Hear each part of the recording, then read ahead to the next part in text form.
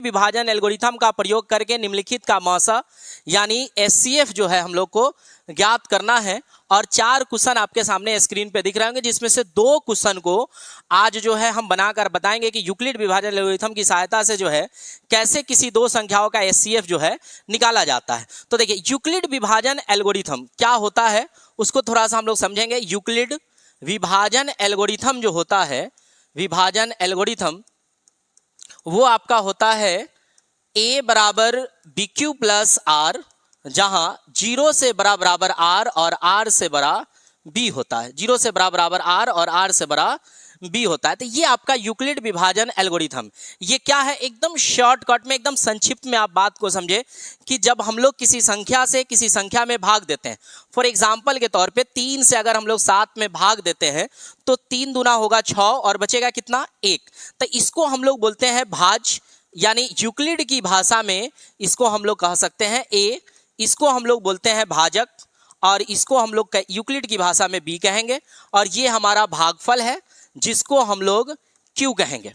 और ये हमारा जो है शेषफल है जिसको हम लोग क्या कहेंगे r कहेंगे। तो यही जो प्रक्रिया है जो हम लोग पिछले क्लासों में पढ़े भी होंगे कि भाज्य बराबर भाजक गुने भागफल प्लस शेषफल होता है, यानी भाज्य बराबर जो है भाजक गुने भागफल प्लस क्या होता है शेषफल होता है। तो ये देखिए भाज्य हो गया भाजक गुने भागफल प्लस शेषफल। तो यही आपका जो है यूक्लिड विभाजन एल्गोरिथम है। अब ये है कि इसका उपयोग हम लोग एचसीएफ निकालने के लिए यानी मौसा निकालने के लिए कैसे करते हैं। तो चलिए एक क्वेश्चन को हम बनाते हैं और आप लोग भी बढ़िया से समझेंगे कि यूक्लिड विभाजन एल्गोरिथम की सहायता से जो है हम लोग कैसे किन्हीं 2 संख्याओं का, पहले ही हम बार बार जानकारी दे रहे हैं आपको कि यूक्लिड विभाजन एल्गोरिथम की सहायता से हम लोग सिर्फ और सिर्फ 2 संख्याओं का एचसीएफ जो है ज्ञात कर सकते हैं इसके इस्तेमाल से। तो हम लोग यूक्लिड विभाजन एल्गोरिथम की सहायता से अगर एचसीएफ ज्ञात करना चाहेंगे तो जैसे ये क्वेश्चन है कि 135 और 225 का जो है हम लोगों को एचसीएफ ज्ञात करना है, यानी मौसा ज्ञात करना है, और वो भी किसका इस्तेमाल करके, तो यूक्लिड विभाजन एल्गोरिथम का प्रयोग करके। मतलब इसको प्रयोग में लाकर हम लोग को 135 और 225 का जो है एचसीएफ यानी मौसा ज्ञात करना है। तो इसके लिए हम लोग क्या करेंगे कि जो हम लोग पढ़े हैं भाग विधि के द्वारा किसी 2 संख्याओं का एचसीएफ निकालना, तो उसको साइड में या आप जहां क्वेश्चन बनाते हैं वहीं पे जो है आप भाग विधि द्वारा 135 और 225 का क्या निकाल लीजिए एचसीएफ ज्ञात कर लीजिए। कुछ इस तरह से अगर हम लोग 135 से 225 में भाग दे तो एक मर्तबा में 135 आएगा, जब इसे घटाएंगे तो ये 90 आ जाएगा। तो 90 जो शेष बचता है उसको हम लोग क्या बना देते हैं भाजक बना देते हैं, और जो हमारा भाजक होता है वो फिर से क्या बन जाता है भाज्य बन जाता है, यानी यहाँ पे ला देते हैं। फिर हम लोग भाग की प्रक्रिया देते हैं, यानी 90 एकम कितना हो जाएगा 90, जब इसमें से घटाएंगे तो ये आ जाएगा 45। फिर शेष बच गया तो शेष को हम लोग क्या करेंगे फिर से भाजक बना देंगे, और जो इससे ठीक पहले वाले स्टेप में भाजक था वो हमारा क्या बन जाएगा भाज्य बन जाएगा, अर्थात यहाँ कितना लिख देंगे 90 लिख देंगे। तो 45 दूना जो है आपका यहाँ पे हो जाएगा 90। और ये प्रक्रिया जो है तब तक चलता रहेगा जब तक हमारा शेष यानी शेषफल जो है 0 ना आ जाए। अब 0 आ गया तो हमारा जो है मौसा निकालने का जो भाग विधि का जो प्रोसेस था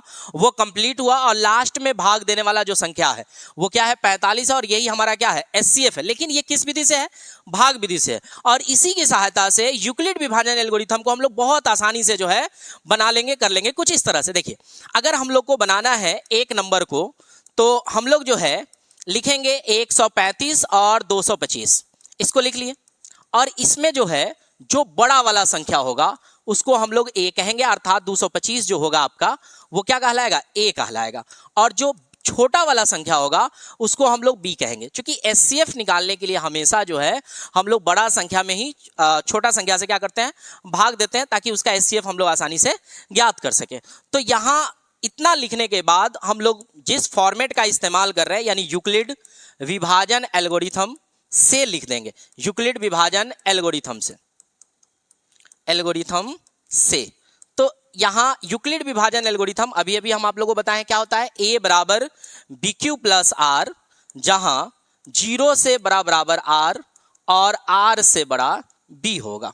और यहाँ पे जो ठीक थोड़ी देर पहले एक एग्जाम्पल के तौर पे आपको समझाया गया था कि जो भाग जिसमें दिया जाता है उसको हम लोग ए कहते हैं, जिससे भाग दिया जाता है उसको बी कहते हैं, और जो भागफल के रूप में आता है उसको क्यू कहते हैं, जो शेष बचता है उसको हम लोग आर कहते हैं। लेकिन इसमें भाग का अगर प्रोसेस देखा जाए तो टोटल भाग का जो है हम लोग को 3 स्टेप इसमें दिख रहे हैं। एक ये स्टेप हो गया, दूसरा स्टेप कुछ इस तरह से है, और तीसरा स्टेप कुछ इस तरह से है। इन तीनों स्टेपों को यूक्लिड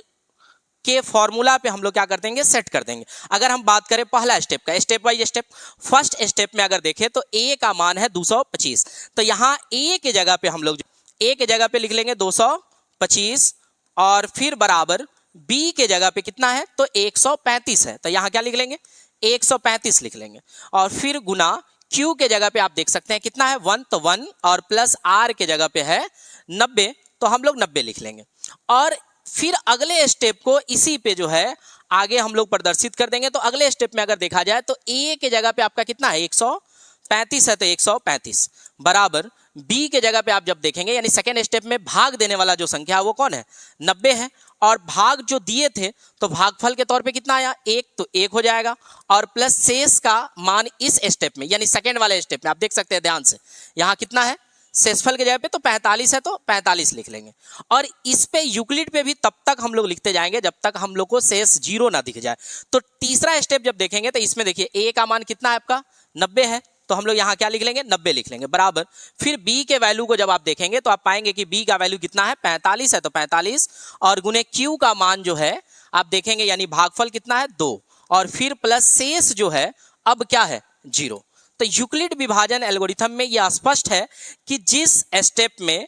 आर का मान 0 होगा, आप देख रहे हैं थर्ड स्टेप में आर का मान क्या है 0, तो जो थर्ड स्टेप में है उसमें जो अंतिम भाजक यानी जो बी के स्थान पे होगा वही आपका क्या होगा एचसीएफ होगा। इसलिए एचसीएफ बराबर जो है आपका कितना हो जाएगा 45 हो जाएगा, और यही आपका यूक्लिड विभाजन एल्गोरिथम है। तो आप